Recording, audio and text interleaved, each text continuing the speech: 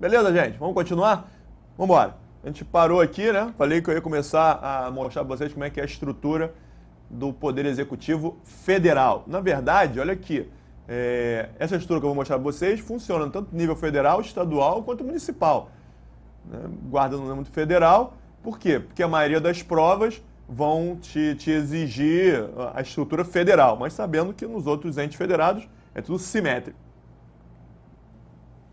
Então, olha só. Coloquei lá União. E aí, tudo que é atribuição da União, atribuição federal, a princípio é a atribuição da presidência da República, certo? O presidente da República é o chefe do Poder Executivo da União, então é atribuição tudo dele. Beleza. Agora, pensa o seguinte, não dá para todas essas atribuições ficarem concentradas numa estrutura só, né? A presidência da República tem que se preocupar com saúde, educação, segurança, fazenda e assim por diante. Então, para que não fiquem todas as atribuições concentradas uma estrutura só, é que resolveram desconcentrar, resolveram criar estruturas menores abaixo da presidência para distribuir essas atribuições. Então, criaram aqui, ó, abaixo da presidência, diversos ministérios. Ministério da Agricultura, Ministério da Educação, Ministério da Saúde, Ministério da Fazenda, cada um com as suas atribuições. Beleza. Ó, Ministério da Fazenda, você vai se preocupar com tudo aquilo que seja relacionado a dinheiro. Tudo que é relacionado à parte financeira, a princípio, é contigo. Certo? Você não precisa se preocupar com educação, nem com saúde, mas dinheiro, Ministério da Fazenda. Beleza. Agora, matéria financeira ainda é muita coisa. Não dá para ficar essa estrutura, tudo isso concentrado em cima de uma estrutura só do Ministério da Fazenda. Porque dinheiro existe arrecadar, orçamento, planejamento, tem uma série de atribuições. Então, para que não fique tudo concentrado no Ministério da Fazenda, resolveram desconcentrar, resolveram criar estruturas menores abaixo do Ministério da Fazenda, que foram as secretarias. Secretaria de Planejamento, Secretaria de Orçamento, Secretaria do Tesouro Nacional, Secretaria da Receita Federal. Ó, Secretaria da Receita Federal, você está incumbida de arrecadar. É você que vai dar aquela bocada. É o leão, né? Do imposto de renda. Então a Secretaria Federal, ela está incumbida de arrecadar. Depois que a Secretaria da Receita tomar o dinheiro, né? Tomar no bom sentido, né? Arrecadar aquele dinheiro, o que vai ser feito com esse dinheiro? Não é mais atribuição da Secretaria da Receita Federal. Isso daí, o dinheiro vai para o Tesouro, então que vê o planejamento, orçamento fiscal, etc, etc. Não é mais atribuição da Secretaria da Receita Federal. Vai ser só arrecadar. Mas arrecadar o quê? Existem diversos impostos a serem arrecadados, imposto de renda, IPI, imposto de importação, exportação, etc, etc, tributos, taxas, etc. Então, vamos criar um departamento só para cuidar disso? Vamos criar uma divisão só para cuidar do imposto de renda? E assim por diante. Ou seja, o que eu estou querendo dizer com isso? Estou dizendo nada demais. Na verdade, existe aqui uma pirâmide hierárquica. Certo? Existe uma pirâmide, onde lá em cima está a presidência, ministérios, secretarias, departamentos, ouvidorias, gerências, coordenadorias. Vai abrindo, né? Aquela pirâmide hierárquica. Certo? Certo. E aí, eu posso dizer que todo mundo que está dentro dessa pirâmide está direta ou indiretamente subordinado ao presidente da República? Sim. Todo mundo aqui dentro recebe ordens do presidente da República. O presidente dá ordem aos seus ministros, os ministros chamam os seus secretários, que chamam os seus diretores, que chamam os seus coordenadores e assim por diante. Mas todo mundo aqui dentro está diretamente ou indiretamente subordinado ao presidente da República. Daí essa setinha de cima para baixo, né, que dá a ideia de hierarquia. Certo? Certo. Com o passar do tempo, começaram a verificar que algumas atribuições da União não eram bem desempenhadas aqui dentro dessa estrutura, justamente porque todo mundo aqui está subordinado e ninguém tem autonomia para tomar decisão nenhuma. Então, o ideal é que algumas atribuições fossem dadas, fossem tratadas por estruturas que tivessem algum grau de autonomia, algum grau de independência. Então, por exemplo, a economia, quem vai definir as regras da economia? Os juros estão altos demais? Ou como é que se combate a inflação? Aumentando a taxa de juros, diminuindo a taxa de juros, jogando dólar no mercado para comprar o dólar ou vendendo para congela o dólar ou não congela? Quem é que vai tomar essas medidas? Antigamente, quem se preocupava com isso era o Ministério da Fazenda. Só que aí o ministro da Fazenda, quando queria tomar alguma decisão, tinha que submeter isso ao presidente da República. E o presidente da República, cá para nós, não tem conhecimento técnico especializado na área de economia, certo? Simplesmente por quê? Porque a gente sabe muito bem que no topo dessa cúpula, na cúpula da pirâmide, né, no topo da pirâmide, as decisões são tomadas de forma política. As decisões lá em cima não são técnicas. Simplesmente por quê? Porque lá no topo não tem nenhum técnico. O presidente da República, ele é técnico? Não, não é e nunca foi. O presidente da República, ele é formado em economia?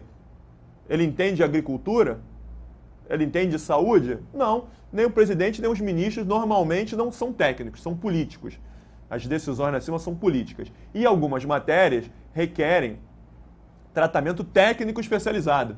Então, o ideal é que isso não fique a cargo do Ministério da Fazenda e da Presidência da República, para que não haja decisões políticas. O ideal é que isso seja tratado por alguém técnico que não está nessa estrutura. Como fazer isso? Criar uma estrutura do lado de fora, denominada Banco Central. O Banco Central foi criado para controlar a economia. É o Banco Central que vai definir se a taxa de juros está alta ou está baixa, se tem que aumentar ou tem que diminuir. É uma estrutura que a gente ouve na televisão, né? Ah, é o Copom, Comitê de Política Monetária. Basicamente, o Copom faz parte do Banco Central. Tá legal? Olha só. Claro, se você for fazer um concurso para o Banco Central, um concurso na área econômica, isso aqui você vai ter que estudar muito mais a fundo, certo? Então tem que conhecer o sistema financeiro nacional como um todo, tá? Beleza. Não estou entrando no detalhe do detalhe porque não interessa pra gente, mas basicamente é assim que funciona. Quem vai definir as regras da economia não é o Ministério da Fazenda, é o Banco Central. E aí vem a pergunta: o Banco Central está subordinado ao presidente da República? O Banco Central está subordinado, direto ou indiretamente, ao ministro da Fazenda? Resposta: não, não está. Nem direta, nem indiretamente. Por que isso? Pelo simples fato de que aqui está a pirâmide e aqui está o Banco Central. Triângulo e bolinha. Bolinha está fora do triângulo.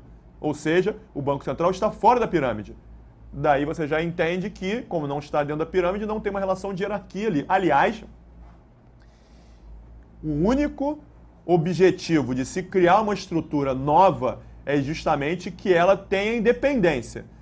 Porque se essa estrutura que está sendo criada não tem independência, então não faz sentido nenhum criar essa estrutura. Deixa que o Ministério da Fazenda trate da economia como era feito antigamente. Não precisa criar um banco central se ele não tiver autonomia e independência. Certo? Pelo menos em tese isso que eu estou falando faz sentido? Faz todo sentido. Aliás, em tese, por quê? Porque tudo que eu estou falando para vocês, tudo que a gente vai estudar aqui é em tese, certo? Eu vou até evitar, não quero ficar falando em sala de aula, eu falo em tese, daqui a pouco... Gente, olha só, vou parar de falar em tese, porque você já sabe que tudo que eu estou falando é em tese, né? Teoricamente isso funciona assim. Ah, Gustavo, mas na prática é isso aí? Não, mais ou menos. Na prática não é bem assim que isso funciona. Você sabe disso? Sabe. Eu também sei. Mas para a prova, você tem que saber a teoria para passar na prova. Depois que você passar na prova, tomar posse, aí você vai começar a conhecer a realidade, o que funciona e o que não funciona. Mas não coloca a prática agora não, senão você vai dançar na prova, hein? Um dos melhores conselhos que eu posso te dar é esse aqui, ó. Nunca responda uma questão de concurso público baseado na prática. Ah, Gustavo, eu sei que funciona assim, eu trabalho em tal lugar e lá é assim. Olha só, se você trabalha lá e lá é assim ou não, não interessa. Na prova vão perguntar como aquilo deve funcionar. Se lá fazem assim ou não, não interessa. Se está certo ou errado, não interessa. Agora, em tese, isso é assim que funciona. Então não leva nada da prática do mundo real para o concurso que você vai se dar mal. Você viu o jornal ontem à noite, né? E você viu o Bonner falando que o presidente da República demitiu o ministro tal, não sei o que, isso aqui lá. Não demitiu, não. Ele exonerou. Fulano de tal foi exonerado. Não, aquele foi demitido. Mas dá na mesma? Tá, pro William Bonner dá na mesma. Ele não tá nem aí com a diferença de demissão e exoneração. Mas para você, faz toda a diferença. Vai na prova dizer lá que o ministro foi demitido que você vai perder a questão. Então você vai ter que saber o que é demissão, o que é exoneração. Então a prática é uma coisa, o mundo real é uma coisa e a tese e a teoria é outra. Vamos para a teoria. Por que eu estou falando isso? Porque na prática, aliás, tá até uma discussão interessante agora, né? Entre duas candidatas à presidência da República, né? Duas candidatas, já sacou, né? Que é a Dilma e a Marina, né? Estão discutindo aí sobre a autonomia do Banco Central. Vocês já repararam isso, né? Que a Marina Silva diz que o Banco Central tem que ter autonomia e a Dilma já está dizendo que não, que o Banco Central já tem autonomia suficiente, aquilo. Então tem... Gustavo, como é que a Marina está dizendo que o Banco Central tem que ter autonomia se você está dizendo que o Banco Central já tem autonomia? Eu quero entender o que é que elas estão discutindo, essa tal autonomia. Em tese, o Banco Central tem autonomia. O Banco Central é independente porque está fora da pirâmide. O presidente da República manda no Banco Central? Em tese, não. Quem é que manda no Banco Central? O presidente do Banco Central. O Banco Central é uma bolinha do lado de fora. Da mesma maneira que foi criado o Banco Central, foram criadas diversas outras estruturas. Banco Central, Caixa Econômica Federal, Banco do Brasil, Petrobras, Correios, INSS, IBAMA, Fundação Oswaldo Cruz, BNDES, diversas estruturas, todas do lado de fora. Então, todas do lado de fora têm em comum o quê? Todas são independentes e autônomas.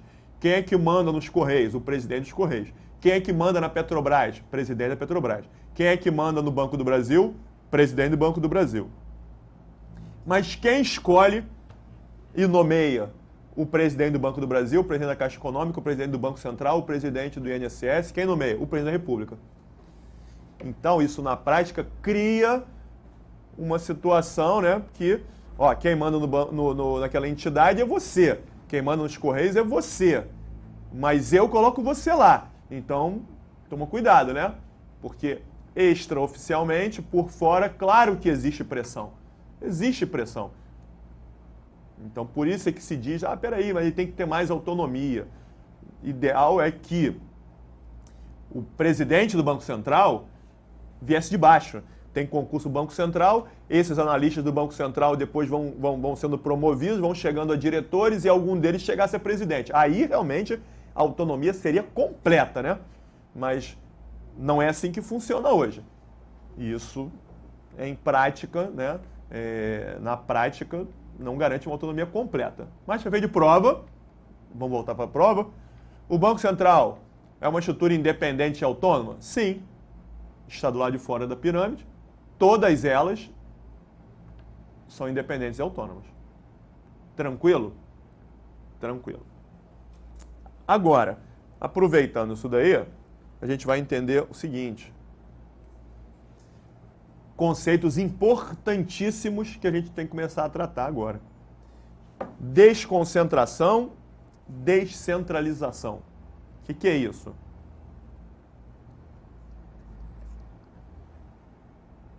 Não sei se repararam que eu estava falando aqui, né, dentro da pirâmide.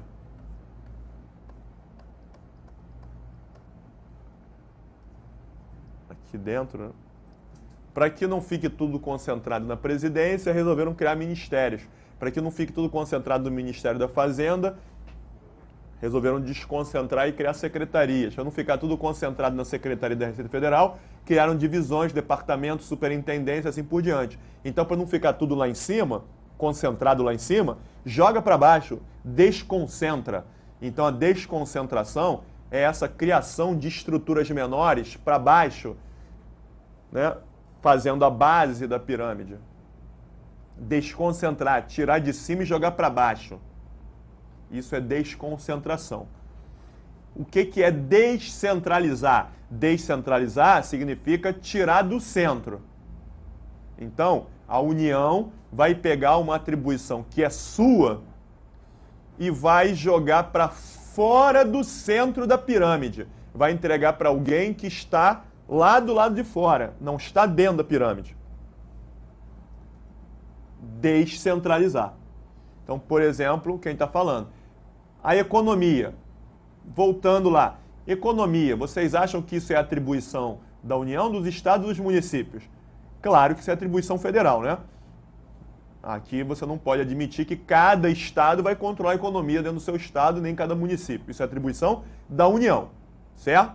Certo. Agora, a União, que é aqui esse retângulo amarelo, ou é a pirâmide laranja que eu estou botando, a União não está mais cuidando da economia. Está entregando para alguém que está fora da pirâmide.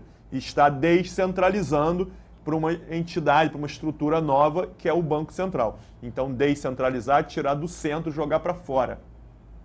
A criação do Banco Central é descentralização. Então, a desconcentração é essa criação de estruturas menores para baixo, que são denominadas órgãos. A descentralização é essa criação de estruturas que estão do lado de fora, que são entidades. Então, outra diferença importantíssima. Órgãos e entidades. O que é um órgão e o que é uma entidade? O Ministério da Fazenda é um órgão. O Banco Central é uma entidade. Qual a diferença, Gustavo? Olha só, é o mesmo raciocínio que a gente faz com relação ao corpo humano. Eu sou uma pessoa que tenho vários órgãos internos, certo? Você também, né? Claro. Você tem vários órgãos aí dentro. Intestino, pulmão, rim, coração, cérebro, são todos órgãos internos. Certo? Ninguém tem um órgão lá fora. Eu fui falar uma vez em sala de aula, todos os órgãos são internos. Aí levantou uma menina, uma aluna minha, peraí, Gustavo, eu sou da área de saúde, que você está falando não faz sentido, existe órgão externo sim. Eu falei, existe órgão externo? Existe, a pele é considerado órgão externo. Ah, tá legal, beleza. Então, para quem é da área de saúde, né, vai ter que falar isso, aí, beleza, foi bom aprender, então de saúde, mas meia bomba, né? Pele é um órgão externo porque fica ali no meio, né? Não tem ninguém, tem nenhum órgão lá de fora, né? Tá legal. A pele está no limite ali, tá legal, seria a linha aí, né? Em volta, né? Lá fora, ninguém tem órgão lá fora. Certo? Então, os órgãos são subdivisões internas da pessoa. Uma pessoa só existe em função dos seus órgãos. Cada órgão tem as suas atribuições, e aí, se cada órgão estiver desempenhando as suas atribuições direitinho, elas fazem com que a pessoa exista. A pessoa só existe em decorrência dos seus órgãos. Até porque quando o órgão começa a parar, a pessoa vai para o espaço, né? Dependendo da importância desse órgão, a pessoa vai para o espaço. Então, os órgãos são subdivisões internas da pessoa. É o que acontece aqui. Eu com meus órgãos internos, a União com os seus órgãos internos. Presidência da República, Ministério da Fazenda, Secretaria da Receita, todos são órgãos da União. Todos dentro da União. Diferente do Banco Central. O Banco Central, a Caixa Econômica, o Banco do Brasil, a Petrobras, o INSS, todos são entidades. O que significa dizer que eles são entidades? Entidade é a mesma coisa que pessoa jurídica. Então, voltando aqui para a União, eu falei que eu sou uma pessoa com vários órgãos internos. A União também é uma pessoa com vários órgãos internos. A única diferença é que nós somos pessoas físicas, ou pessoas naturais, né? Nós somos pessoas físicas e a União é uma pessoa jurídica. Mas ambos somos pessoas, física ou jurídica, mas somos pessoas. Ou seja, eu tenho personalidade, assim como a União tem personalidade. E o que significa ter personalidade? Você sabe? Você lembra? Você estudou direito civil? Você sabe o que significa ter personalidade? Significa ter direitos e obrigações. Só quem é pessoa é que pode contrair direitos e obrigações. Quem não é pessoa não tem direitos e obrigações de nome próprio. Por isso é que se você estiver atravessando a rua com seu cachorro e o seu cachorro morder alguém, quem é que vai responder por isso? Você ou o cachorro? Quem mordeu foi o cachorro. Logo, quem vai responder é você. Por que não o cachorro? Porque o cachorro não é uma pessoa. Se o cachorro não é uma pessoa, ele não tem obrigação nenhuma. O cachorro está proibido de morder alguém? Não, ele pode morder quem ele quiser, ele nasceu para isso.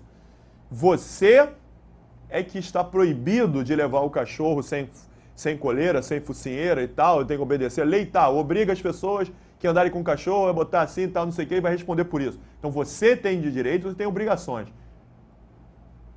Certo? Então a pessoa tem direitos e obrigações. A União é uma pessoa jurídica que tem direitos e obrigações. E os órgãos são só subdivisões internos da pessoa. Ou seja, os direitos e obrigações são da União e não dos seus órgãos internos. Diferente do que acontece com a entidade. O Banco Central, a Caixa Econômica, o Banco do Brasil, a Petrobras e o INSS são entidades, são pessoas jurídicas distintas que possuem direitos e obrigações. Isso é importante para quê? Lá na frente a gente vai estudar um tema altamente relevante, que é responsabilidade civil do Estado. E aí a gente vai entender lá, basicamente, o seguinte. Se você estiver atravessando a rua e for atropelado por um carro, aí olhar e na porta tem lá Ministério da Educação, Governo Federal, Brasil de Todos, Ministério da Educação. Você for atropelado por um carro do Ministério da Educação, se você quiser obter indenização, vai ingressar com uma ação em juízo. Em face de quem? Você vai brigar em juízo contra quem? Contra o Ministério da Educação? Não. Você pode entrar com uma ação contra o Ministério da Educação? Não. Você terá que ingressar com uma ação contra a União, que é a pessoa jurídica que responde pelo Ministério da Educação e por todos os seus órgãos. Então a ação é contra a União, é em face da União, que é a pessoa que responde. Agora, se você for atropelado por um carro do Banco Central, você vai mover uma ação contra quem? Contra o Banco Central. Você pode mover uma ação contra a União? Não, vai perder. O juiz vai dizer, cara, quem te atropelou foi a União?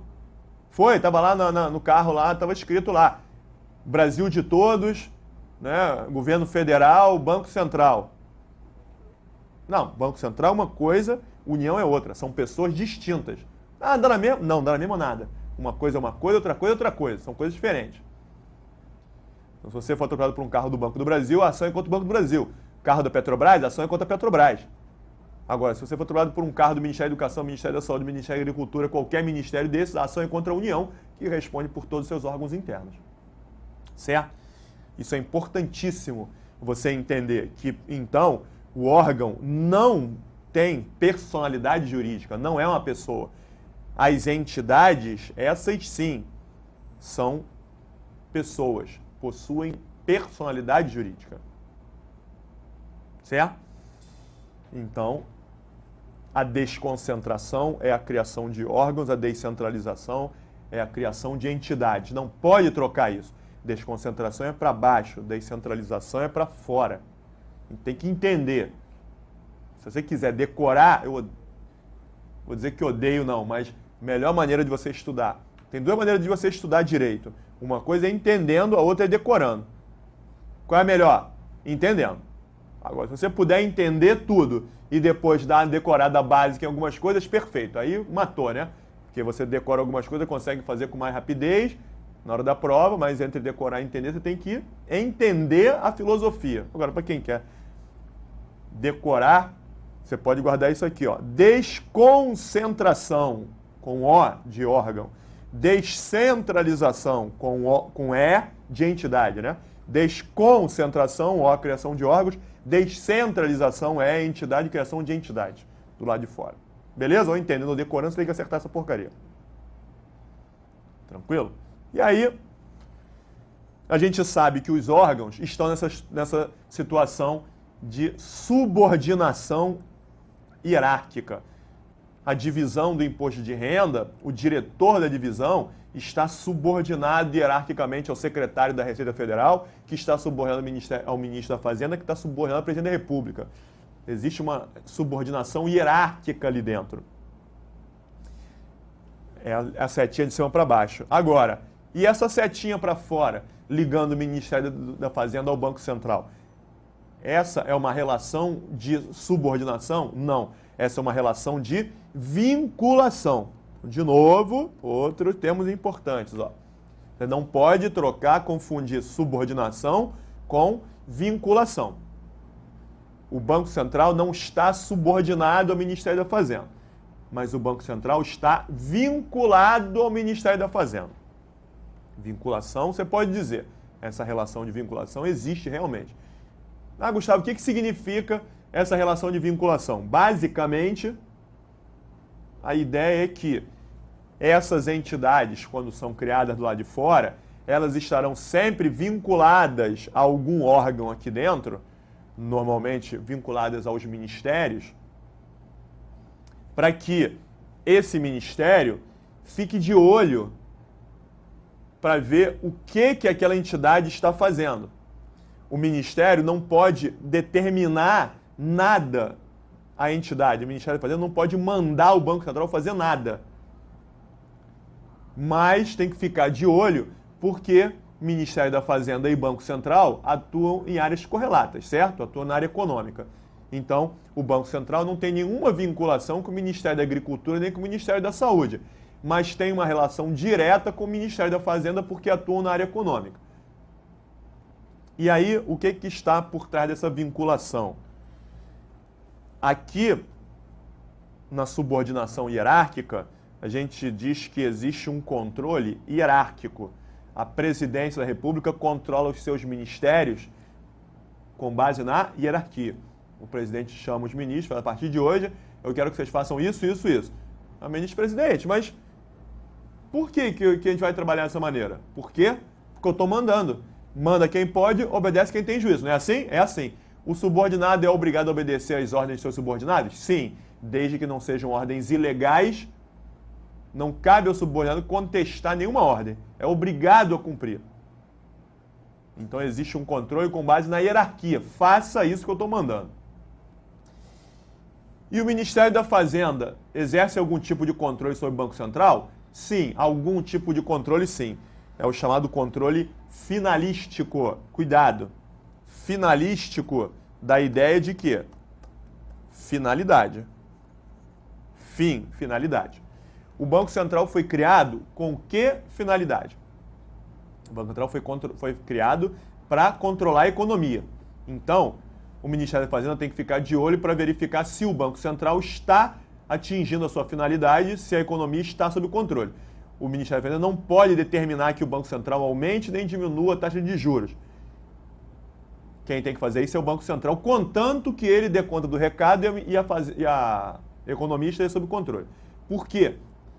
Em situações excepcionais, se a economia estiver completamente fora de controle, caberá ao Ministério da Fazenda alertar a Presidência da República para verificar que medidas que são tomadas, porque pode ser até que haja uma intervenção do Banco Central. Da mesma maneira que eu falei que excepcionalmente pode haver uma intervenção federal nos estados, estadual nos municípios, até poderá haver uma intervenção numa entidade daqui do lado de fora.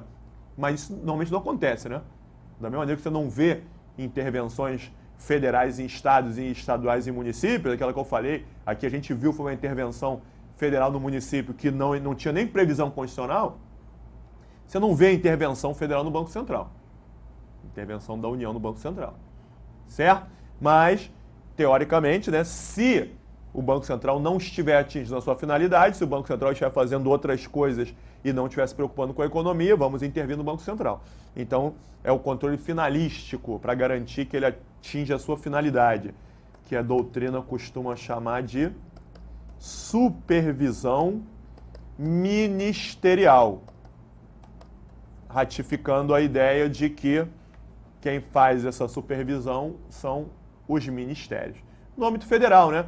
No âmbito estadual é uma coisa, aquela pirâmide está lá o governo do estado e as secretarias estaduais. Então, existem entidades de administração indireta estaduais que estarão vinculadas à Secretaria Estadual de Saúde, à Secretaria Estadual de Educação, Secretaria Estadual de Fazenda e assim por diante. Tá certo isso aqui? Beleza. Então, vamos parar por aqui e aí, na próxima aula, a gente fecha esse raciocínio. Tá legal? Até a próxima.